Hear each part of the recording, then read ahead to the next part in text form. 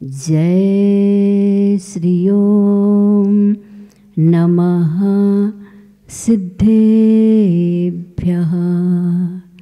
जय श्री ओम नमः सिद्धेभ्यः।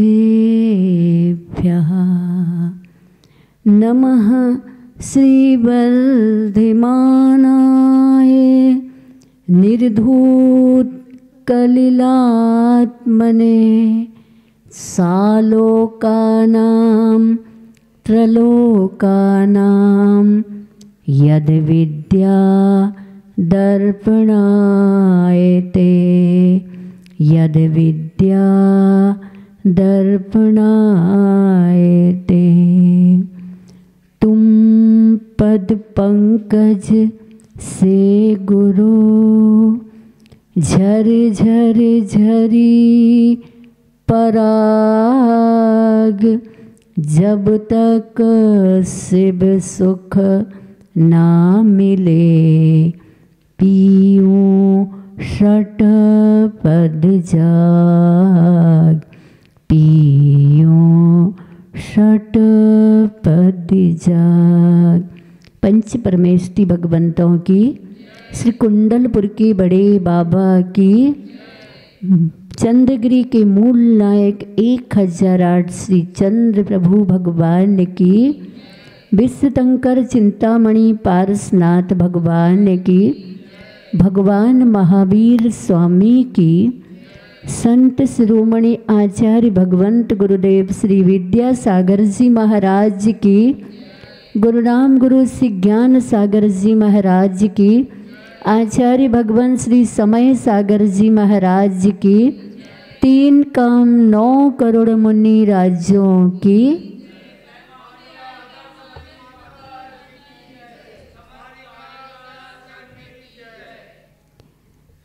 प्यारी प्यारी भव्य आत्माओं, ये रत्न करंडक श्रावकाचार ग्रंथराज आचार संहिता को लेकर के, और ये आचार संहिता श्रावकों की है।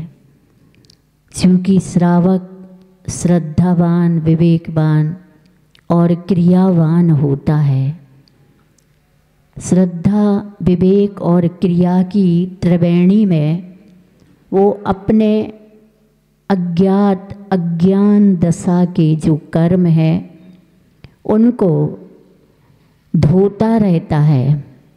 अभी तक तो आप लोगों ने जल से कपड़ों को धोया है, शरीर को धोया है, लेकिन श्रद्धा, विवेक और क्रिया की त्रिवेणी में स्नान करके अब मन को और योग और उपयोग अर्थात चेतना को, आत्मा को धोना है। सो यह मंगलाचरण आपने सुना था कल, और समंत्र भद्र जी को रत्नकर्णक श्रावकाचार लिखने का उद्देश्य और धर्म का स्वरूप उन्होंने दूसरे श्लोक में ज्ञात कराया था कि मैं ऐसे अद्भुत सत्य धर्म को कहूँगा जो समीचीन होगा। ये जो समीचीन शब्द है ये सम्यक दर्शन का द्योतक है।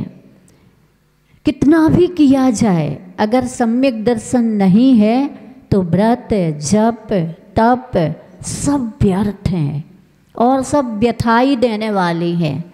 मान लो सम्यक दर्शन के बिना हमने धर्म किया, धर्म में उपवास, तप, त्याग, स्वाध्याय और दान इत्यादि भी कर दिया तो पुण्यबंध तो होगा, लेकिन कैसा वाला पुण्यबंध होगा?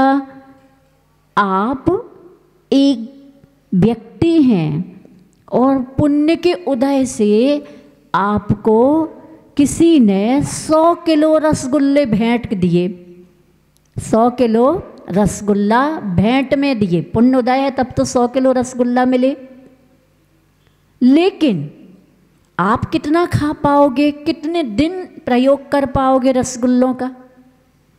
तो आपने 1 पाव आधा किलो रसगुल्ला खा लिए, अब उसके बाद शेष रसगुल्लों का क्या करोगे? हमारी तो सबसे दुश्मनी है, घूरे में फेंक सकते हैं लेकिन हम पड़ोसी को या किसी और को दे नहीं सकते, इवन अपने भाई तक को नहीं दे सकते।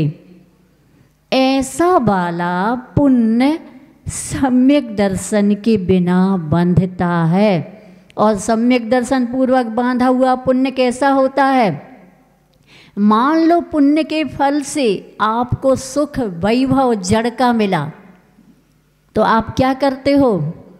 सम्यक दृष्टि क्या करता है? खुद की चिंता नहीं करता। क्या करता है? जैसे कि कहा है ना, भोजन करना प्रकृति है, खिलाकर खाना संस्कृति है, और बिना खिलाए खा लेना विकृति है। सम्यक दृष्टि खिला के खाता है। जैसे माँ होती ना, माँ सबको खिला के खाती है। तो यहाँ पर उद्देश्य है कि लोगों को धर्म, और कौन सा धर्म? जो समीचीन सम्यक दर्शन पूर्वक, और कहाँ वो सुख पाना है धर्म से? तो अभी तक जिसमें से सुख तुमने खोज की है वो सुख नहीं है। क्योंकि रसगुल्ला अगर अच्छा लगता है और खाने से तुम्हें सुख मिलता है, ये बताओ रसगुल्ले में सुख नाम का गुण है कि आत्मा में सुख नाम का गुण है? रसगुल्ले को कोई फर्क नहीं पड़ता, तुम मुंह में डालो या अन्यत्र कहीं भी डाल दो, रसगुल्ले को कोई फर्क नहीं पड़ता है। लोग नोटों से अपने आप को सुखी मानते हैं, धन दौलत से। धन दौलत को कोई फर्क नहीं पड़ता है तुम तिजोरी में रखो कि तिजोरी के बाहर रखो। क्यों? क्योंकि वो जड़ है, अजीब है, उसमें कोई चेतना नहीं है। फर्क तो चेतना को पड़ता है, चेतन वाले को पड़ता है। आचरण का उसमें भी 1 इंद्री, 2 इंद्री, 3 इंद्री, 4 इंद्री, असंगी पंचेंद्री को विशेष फर्क नहीं पड़ता है। उनको तो पेट भरना है, खा लिया, उसके बाद पेटी भरने की चिंता नहीं होती है। नारकियों को ना पेट भरने मिलता है ना पेटी भरने मिलती है। देवों को अपने आप में ही वो बहुत अमृत का भोजन करके तृप्त भी नहीं होते, लेकिन फिर भी बीच वाला ही गड़बड़ करता है। क्या? जबकि हम लोग जब छोटे थे ना, तो घर में खेलते थे, अगल बगल के पान बीच के भगवान। अगर कोई भगवान बनने का श्रेयस्कर श्रेष्ठ साधन है तो इन बीच वालों को है मनुष्य लोक, ये मध्य लोक में रहने वाले जो मनुष्य हैं। लेकिन मनुष्य की बात क्या कहें, यह धन दौलत में ही सुख निकालता है। इसलिए समंत्रभद्र स्वामी को कहना पड़ा कि वह धर्म कैसा होगा? कर्म निवारणम, कर्मों को नष्ट करने वाला, निवारण करने वाला होगा। संसार दुखता सत्वान, और संसार के दुख से सत्वान आने जीवों को यो यह धरती उत्तमे सुखे, जो उत्तम सुख में धर देता है, ऐसे धर्म को हम कहेंगे। समंत्रभद्र आचार्य का कहना है कि हम वैसे ना बने। कैसे? 2 चींटी, एक खदान नमक की खदान में और एक शक्कर की खदान में, दोनों मिलती हैं, दोनों कुशलता पूछती। एक कहती है नमक के खदान वाली, हमारा जीवन तो छार छार हो गया, जब देखो तब खारापन खारापन खारापन। तो शक्कर के खदान की चींटी क्या करें, हमारा जीवन तो बिल्कुल छीर छीर है, मीठाई मीठा, मधुरी मधुर। क्या करें? चलो आज हमारे यहाँ तुम्हारा निमंत्रण है। क्या? चींटी ने चींटी से कहा, नमक की खदान की चींटी से शक्कर खदान मीठे की शक्कर की खदान वाली चींटी के, आज हमारे यहाँ निमंत्रण है, तुम्हारा भी यहाँ स्वाध्याय के लिए निमंत्रण हुआ है, तुम चींटी नहीं हो, चींटी नहीं हो, क्या चींटी नहीं हो, क्योंकि चींटी 3 इंद्रिय जीव है, विकलेंद्री है। ये फिर भी उदाहरण में अगर चींटी को निमंत्रण दिया और चींटी ने कुछ गड़बड़ किया तो शक्कर की चींटी छोड़ने वाली नहीं है। इसने कहा ठीक है, कहती हो तो देख लेते हैं, और गई निमंत्रण में। उसने पूरी शक्कर की खदान में कह दिया, बहन जाओ, जितनी खाना हो, जब तक खाना हो तब तक खाओ। उसको स्वाद ही नहीं आया। उसने कहा, थोड़ी देर के उपरांत शक्कर की खदान वाली चींटी पूछती, बहन कैसा स्वाद है? क्यों, जो वहाँ था वो यहाँ है। नहीं, गड़बड़ है, तुम्हारे भीतर कुछ गड़बड़ है, इधर आओ। बाहर बुलाया जाता है। तो आचार्य कहते, जब चींटी को बाहर बुलाया जाता तो उससे कहते मुंह खोलो, और हमारे आचार्य कहते तुम अपना मन खोलो। हम मनुष्यों से क्या कहते हैं? मुख खोलो नहीं कहते, क्योंकि मनुष्य मुख तो खोलने में बहुत माहिर है। कहते हैं सब जगह ढक्कन है, लेकिन मुख में ढक्कन नहीं, इंसान के मुख में ढक्कन नहीं है। तो यहाँ कहा जाएगा मन खोलो। उससे कहा मुख खोलो। जैसे उसने मुख खोला तो उसने नमक की डली मुख में ले आई थी। अब नमक की डली ने कहा कि बहन ये क्या, कि हमने सोचा क्या पता, यही तो सोचते ना कि धर्म में सुख है कि नहीं। मंदिर जाया करो, तो मंदिर में क्या लाते हो? स्वाध्याय किया करो, स्वाध्याय में साथ में क्या लाते हो?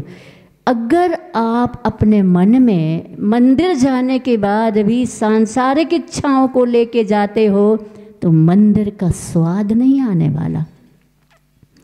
अगर आप स्वाध्याय करते हो और इच्छाओं की नमक की डली आप अपने साथ में हो, राग देश की डली अपने मुख में और मन में लाते हो, तो आपको स्वाध्याय परमः तपः, स्वाध्याय को परम तप कहा। आचार्य कहते हैं आपको वो अनुभूति नहीं हो सकती है अगर जिसने धर्म धारण कर लिया है, और अगर उसको सुकमाल सुकोसल जैसा भयंकर उपसर्ग भी आ जाए तब भी उनको धर्म का स्वाद आ रहा है।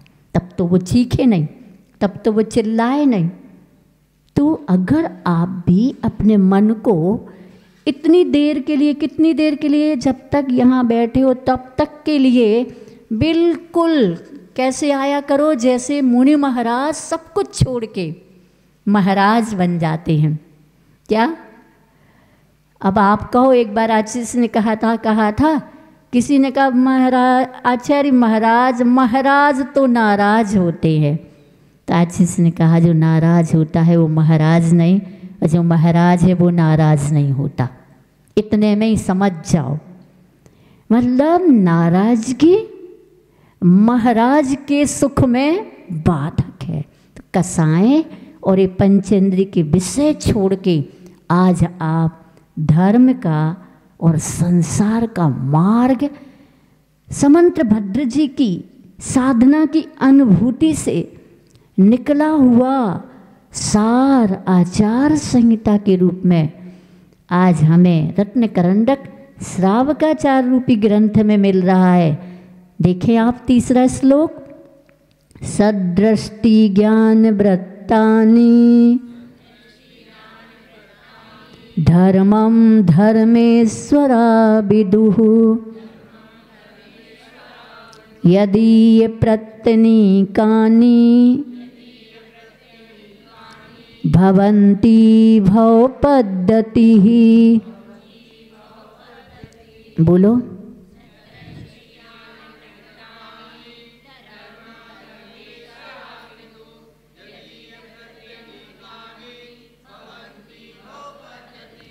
हाँ, सदृष्टि ज्ञान वृत्तानि।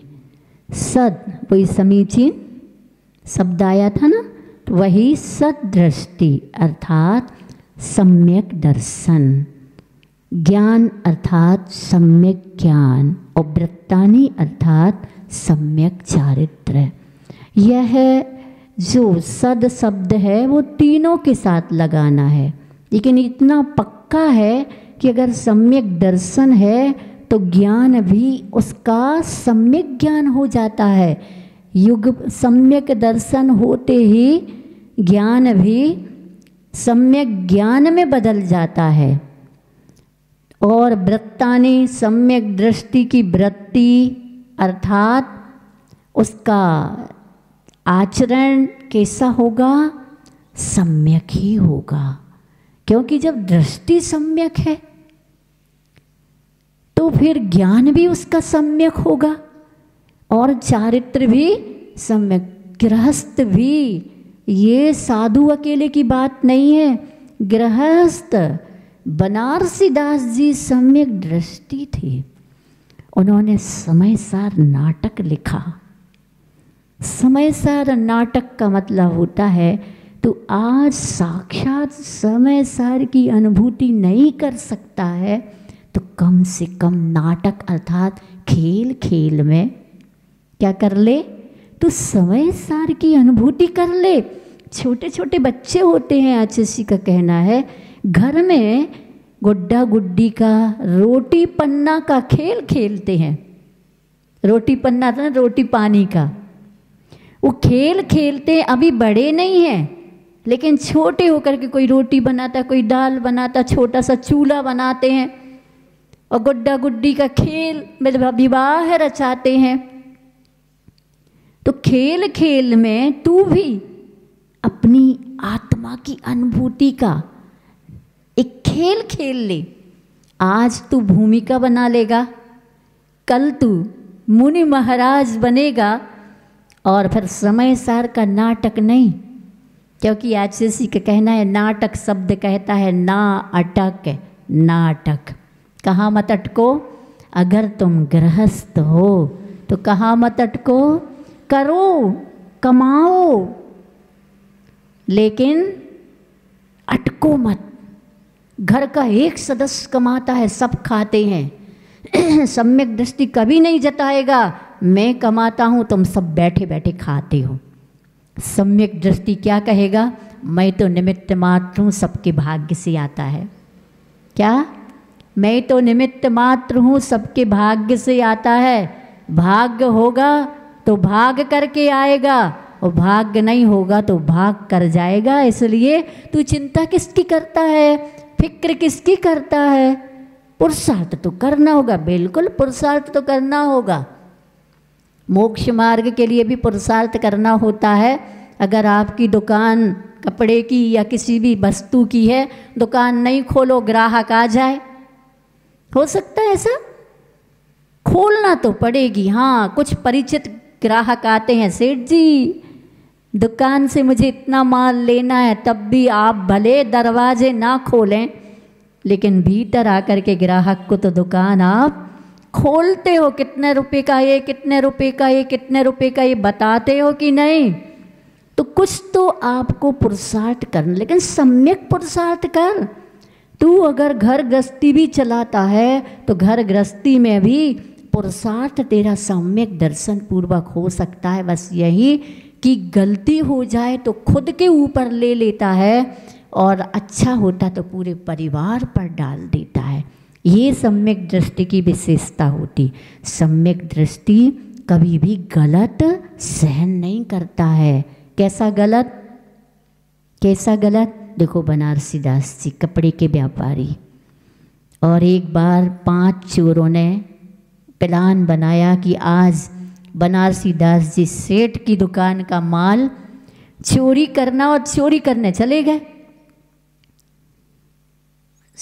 बनारसी दास जी सो रहे थे दुकान ही कि कक्ष के वहाँ कहीं भी होगा, और उन्होंने देखा तो आंख बंद कर ली। और क्योंकि उनको मालूम था अगर पुण्य है तो कोई ले नहीं जा सकता, वो पाप का उदय है, तो मैं चिल्लाऊं या रोकूं या टोकूं तो अपना व्यर्थ में अनर्थ क्यों करूं?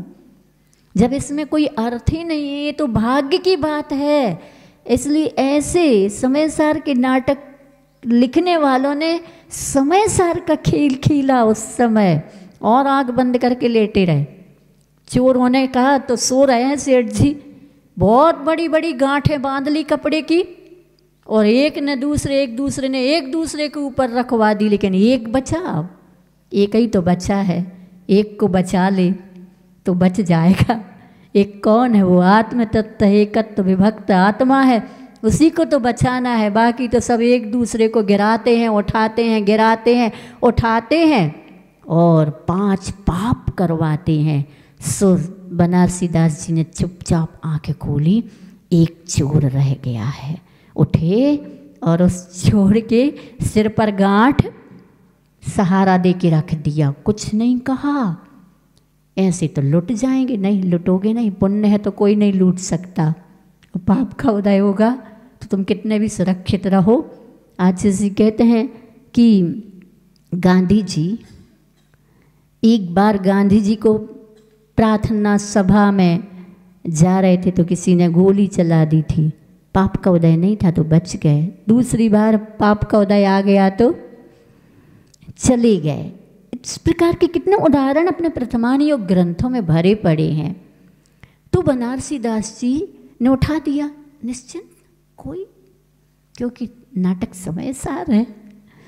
फिर उसकी माँ कहती, जो चोर को बनारसी दास जी ने सहयोग दिया, उसकी माँ पूछती, माँ बहुत समझदार, माँ हमेशा समझदार ही होती है, चाहे जनवाणी माँ हो, वो चाहे जन जन की माँ हो। पता नहीं आज की वर्तमान हवा में माताओं के रुख बदल गए हैं, और जब माताओं के रुख बदले तो उनका मातृत्व भी बदल रहा है। लेकिन फिर भी अभी जीवित है वो भारत, जहाँ पर कि मातृत्व को लेके माँ अपने बच्चे को बड़ा करती है, संस्कार देती। माँ पूछती है, बेटा ये कहाँ से लाए हो? चोरी आज बहुत लाए हो, ये कपड़ा कहाँ से लाए? माँ आज तो बनारसी दास जी सेठ जी की दुकान से। कितने गए थे? 5 गए थे। फिर क्या हुआ? उसने सारी कहानी कह दी। माँ कहती है, आंखों में आंसू आ जाते। माँ कहती, बेटा तुमने ऐसे धर्मात्मा सेठ का माल चुराया है? नहीं, हम धर्मात्मा सेठ के माल से माला माल नहीं हो सकते। जाओ बेटा, सुबह होते ही तुम उनका माल वापस करके आना। बेटा समझ गया और वह गांठ लेकर के सेठ जी के घर की ओर चल पड़ा। सेठ जी की दुकान खुल चुकी थी। बनारसी दास जी ने कहा, ये आपका? बोले क्यों बेटा? मैं रात को ले गया था, मेरी माँ ने कहा आप जैसे धर्मात्मा की हमें चोरी नहीं करनी है। नहीं बेटा ले जाओ इसको। नहीं मैं चोरी नहीं कर। ठीक है बेटा, आज से तू चोरी पाप का त्याग कर दे। क्या? चोरी पाप का त्याग कर दो। जितना तुम्हें कपड़ा चाहिए मेरी दुकान से ले जाओ और बेचो, और जो उसकी इनकम हो तुम रखो। हमेशा के लिए बनारसी दास जी ने उसको पाप का त्याग करवा करके क्या कर दिया? धर्म का मार्ग द्वार खोल दिया। ऐसे थे, गृहस्थ थे, मुनिराज नहीं। कौन थे वो? बनारसी दास जी। तो ये होती है सद्दृष्टि और सद्ज्ञान और सच्चारित्र। ऐसी वृत्ति। आज तो हम छोटी छोटी सी, कल कहा था, छोटी छोटी सी बातों में झगड़ा करते हैं। अगर घर में जॉइंट फैमिली है और अनेक भाई हैं, भाइयों की पत्नियां हैं और उनके बच्चे हैं, मान लो किसी को सौंपा गया है कि तुम ये लाना, सब बच्चों के लिए लाना, तुम ये बच्चों के लिए लाना, मतलब कलर में भी अगर फर्क आ जाए तो हमारे में राग देश हो जाते हैं। मतलब हम राग देश ही करते रहते हैं। मंदिर आने को आते हैं, दिखाने को आते, लेकिन ढंग का नहीं आते हैं, ढोंग से आते हैं। बुरा तो नहीं लग रहा? तुम्हें नहीं कह रहा है, लोगों को कह रहा है। तुम तो ढंग से आते हो, मुझे पता है। तुम्हारा ढंग यथार्थ हो सकता है, सम्यक दर्शन पूर्वक हो सकता है, लेकिन जिसका ना हो वो क्या कर ले? सम्यक दर्शन पूर्वक कर ले। और भी समय समय पर हम उसकी विशेषताएं बताएंगे कि सम्यक दृष्टि और कैसा जीता है, क्योंकि अपने पास समय कम है। हमारी आत्मा का नाम भी समय है, उसके पास तो पूरा है, लेकिन जो व्यवहार को, जिसको व्यवहार काल में जिसको समय कहते हैं, गृहस्थ विभाजित करता है, इतने से इतने समय ये, इतने से इतने समय ये, इतने से इतने समय ये, और गप्पें करने का अवसर आ जाए तो कोई समय की कितना समय बीत गया पता ही नहीं चलता है। तो सदृष्टि ज्ञान वृत्तानि धर्मम, ये धर्म है। किसने कहा? कैसे कह रहे आप? कहाँ से कह रहे हो? हम आपकी बात नहीं मानेंगे। आज जैसी के कहना है कि तराजू आपकी हो सकती है, तौलने वजन बाँट आपकी नहीं हो सकते हैं। कैसे कह रहे बताओ? धर्मेश्वरा विदुः, धर्म के ईश्वर, अर्थात धर्म को किसने धारण किया? और जिसने धारण किया वो भगवान बन गए। उनने कहा है, हम घर का नहीं कह रहे, हमारे घर का नहीं है, हमें तो जो भगवान ने कहा है वो भगवान से कहो। तुम कैसे कह रहे हो? तुम्हारे घर का है? नहीं, हमारे घर का नहीं है, हमें तो आदि ब्रह्मा आदिनाथ भगवान ने कहा, सो वो हमने कहा। उनसे कहो तुम कह रहे? बोले नहीं, हम नहीं कह रहे, असंख्यात 24 अनंत 24 हो चुकी। उनने कहा अनंत 24 से पूछो, तुमने कहा? बोले हमने नहीं कहा। फिर बत्थु साहबो धम्मो, वस्तु का स्वभाव ही धर्म है, वो हम बता रहे, जो है उसको हम कह रहे हैं। खरा सो मेरा है, मेरा सो खरा नहीं कहा जा रहा है ना। फिर क्या? यदि ये प्रत्यनीकानि, इसके विपरीत, किसके विपरीत? सम्यक दर्शन, सम्यक ज्ञान, सम्यक चारित्र के विपरीत क्या है? मिथ्या दर्शन प्रत्यकानि ने विपरीत, अर्थात मिथ्या दर्शन, मिथ्या ज्ञान और मिथ्या चारित्र भवंती होते हैं, भाव पद्धति, अर्थात संसार की पद्धति को बढ़ाने वाले। ये मिथ्या दर्शन क्या है? उल्टा श्रद्धान। उल्टा श्रद्धान क्या है? जो तुम नहीं हो उसको तुम अपने आप को मान रहे। ये जो पर्याय दिख रही ना, तुम हो, तुम नहीं हो, फिर भी मैं घर का, मैं राष्ट्र का, मैं दुकान का, मैं इस मोहल्ले का, मैं इस मार्केट का, मैं इस समिति का, संस्था का, ट्रस्ट का क्या हूँ? मैं।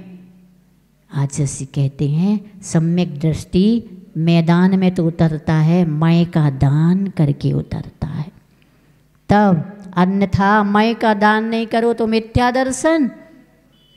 और फिर जैसी जानकारी, अर्थात जैसा मानता है वैसा ही ज्ञान। आचार्य का कहना है कि सम्यक मिथ्या दृष्टि अगर रोटी को रोटी कह रहा है, पानी को पानी कह रहा है, मीठे को मीठा कह रहा है, कपड़े को कपड़ा, माइक को माइक, कैमरे को कैमरा, मोबाइल को मोबाइल, दीवाल को दीवाल, सब कुछ यथार्थ कह रहा, फिर भी सम्यक दर्शन नहीं है तो उसका ज्ञान ऐसा नहीं कहा जाएगा आधा ज्ञान सम्यक, आधा ज्ञान मिथ्या। नहीं, 7 तत्व, 6 द्रव और 5 अस्तिकाय इत्यादि के ज्ञान का श्रद्धान करना, ये है सम्यक दर्शन। और इसके बीच अयथार्थ, मैं सुखी, मैं दुखी, मैं रंक, मैं राव, मैं गरीब, मैं अमीर, मैं राजा, मैं मूर्ख, मैं ज्ञानी, ये कौन कहता है? ज्ञानी भी। ज्ञानी का मतलब वो ज्ञानी नहीं जो ज्ञानी सिर्फ ज्ञान का आनंद लेता, वो ज्ञानी नहीं। शास्त्रों को रट लिया ऐसा पंडित ज्ञानी, जो अपने को शास्त्रों के ज्ञान से ज्ञानी मानता, लेकिन वास्तविक ज्ञानी कौन है? आज इस निहाई को दिया है ना, स्वाध्याय का वर्ग, उसका प्रयोग। जितना स्वाध्याय करते हो उसका प्रयोग कितना करना है? क्रोध नहीं करना, तो इसका प्रयोग क्या है? अध्यक्ष जी, क्रोध नहीं करना तो इसका प्रयोग क्या है? निमित्त के मिलने पर भी क्षमा। क्षमा। कैसी क्षमा? एक राजा एक वृक्ष के नीचे बैठा अपने परिकर के साथ, थका हुआ था। 4-5 बच्चे गांव के पत्थर फेंका वृक्ष को आम तोड़ने के लिए, राजा को पत्थर लग गया। जल्दी से सैनिकों ने उन बच्चों को पकड़ के राजा के सामने प्रस्तुत कर दिया। राजा के सिर फूट गया, खून निकल आया। राजा ने कहा कि बेटा तुम लोगों ने पत्थर क्यों फेंका? मैंने आपको नहीं फेंका, मैंने तो वृक्ष को मारा है। बोले वृक्ष को भी क्यों मारा? पत्थर मारने से वृक्ष फल देता है। राजा कहता है अपने मंत्रियों से, मंत्री ने कहा इन 5 को कारागृह में डाल दो। राजा कहता नहीं, जब वृक्ष को पत्थर मारने से वो फल देता है तो मैं भी, मुझे अगर पत्थर लगा है तो तुमने पत्थर मारा क्यों? फल के लिए, फल क्यों चाहिए थे? 4 दिन से भूखे हैं हम 5, पेट में भूख लगी है। तब वह राजा कहता है कि मंत्रियों से कि इनके 5 को पूर्ण व्यवस्था के साथ, और इनकी, तो मंत्री कहता राजन ये कैसा न्याय? ये न्याय नहीं है, ये समझ है। क्या? ये न्याय नहीं है, ये समझ है कि भूख ने पत्थर वृक्ष को मारा और वृक्ष को ना लग करके मुझे लगा तो मैं राजा हूँ और प्रजा का रक्षक हूँ, मैं भक्षक कैसे बन सकता हूँ? ऐसी वृत्ति का नाम है सम्यक वृत्ति। और डाल दो, मुझे भूख लगी थी, मुझे माफ़ करो, आप कैसा कर रहे हो? सुनो, पत्थर मारा है, भूख वूख हम कुछ नहीं जानते, ये क्या है? मिथ्या वृत्ति। तो मिथ्या दर्शन, मिथ्या ज्ञान और मिथ्या चारित्र भवंती होते हैं भाव पद्धति संसार के कारण। चलिए धर्म क्या है ना, इसके अनुसार बताइए धर्म किसे कहा? सदृष्टि ज्ञान वृत्तानि अर्थात सम्यक दर्शन, सम्यक ज्ञान और सम्यक चारित्र को धर्म कहा है। और संसार के कारणों को मिथ्या दर्शन, मिथ्या ज्ञान और मिथ्या चारित्र को संसार का कारण हम भटक रहे उसी से।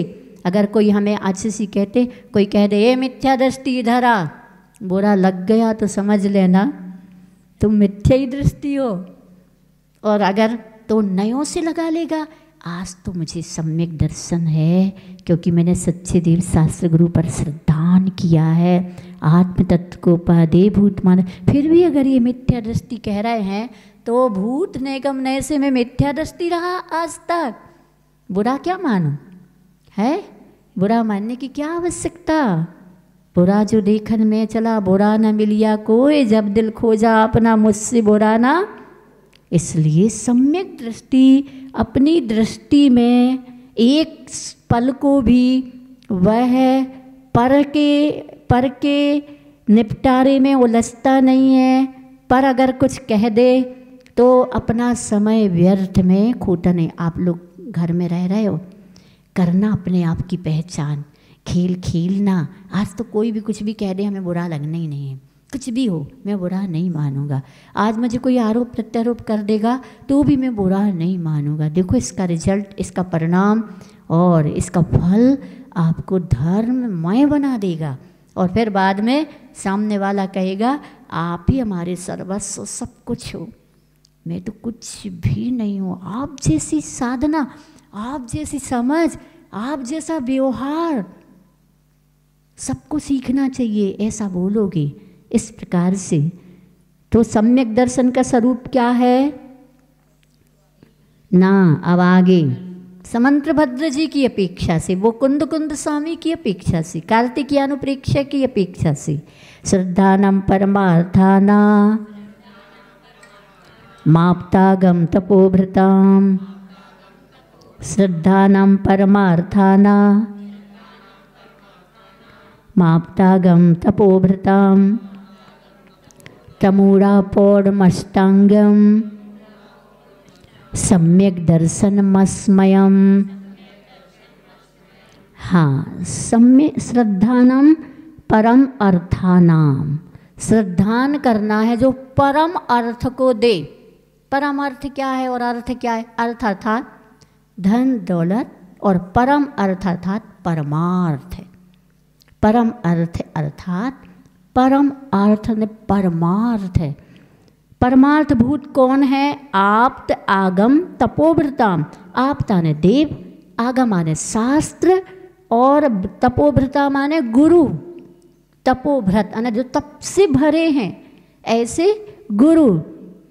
पर सम्यक दृष्टि कैसा होगा? ये भी कैसे हैं? त्रमूढ़ा पौड़ मष्टांग्यम, तीन मूढ़ता अपौड़म यानी तीन मूढ़ताओं से रहित, मष्टांग्यम अष्ट अंग से सहित। सम्यक दर्शन होता है और कैसा होता है? असमयम अर्थात 8 प्रकार के मदों से रहित श्रद्धान करना सम्यक दर्शन है। किस पर? सच्चे देव शास्त्र गुरु पर, 3 मूढ़ताएं से रहित, 8 अंगों से सहित और 8 मदों से रहित। आप लोग शांति विधान करते ना, 25 दोषों से रहित अष्टांग सम्यक दर्शनम। 25 दोषों से रहित 8 अंग से युक्त सम्यक दर्शन धारण करने वाला ही सम्यक दृष्टि होता है।